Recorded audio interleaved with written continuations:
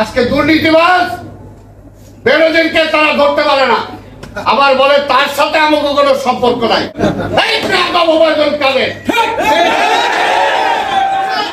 আচ্ছা, তার নেত্রী হলো ভণ্ড, নির্লজ্জ, বেহায়া, লাজ্জা শরম নাই। আজকে কথায় কথায় যখনই দেশ চালাইতে পারে না তখনই বলে তারেককে আনতেছে। এবার তারেক কি করছে? তারেক কি করছে? আজকে এমন একটা অবস্থায় দেশ চলে গেছে, আল্লাহ কি বেনজিরে ছাড়ছে?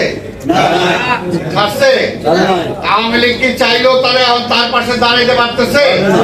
দাঁড়াইতে পারতেছে, দাঁড়াইতে পারতেছে না। আল্লাহ কখন যে কার বিরুদ্ধে কোন মাইক তৈরি করে রাখছে একমাত্র উনি জানে, একমাত্র উনি জানে। আরে এত টাকা পয়সা, এত অগাধ সম্পত্তি অবৈধভাবে কামাইছে। আজকে দুনিয়ায় বেঁচে থাকা অবস্থায় এই সম্পদ তার একটা বোঝা হয়ে গেছে, বোঝা হয়ে গেছে না? এটা কি সম্মানের সাথে সে বলতে পারতেছে? বলতেও পারতেছে না, এটাকে গিলতেও পারতেছে না। এইটার জন্য বলবো যে এখনো প্রশাসনে যারা আছে, আমরা বারবার বলি আজকে দেখেন কি অবস্থা।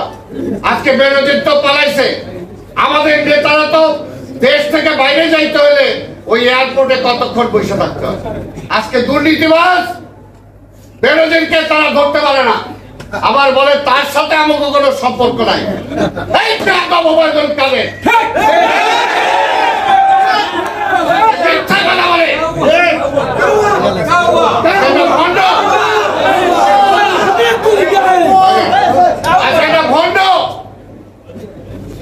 আজকে তার নেত্রী হলো ভণ্ড, নির্লজ্জ, বেহায়া, লাজ্জা শরম নাই। আজকে কথায় কথায় যখনই দেশ চালাইতে পারে না তখনই বলে তারেককে আনতেছে। এবার তারেক কি করছে? তারেক কি করছে?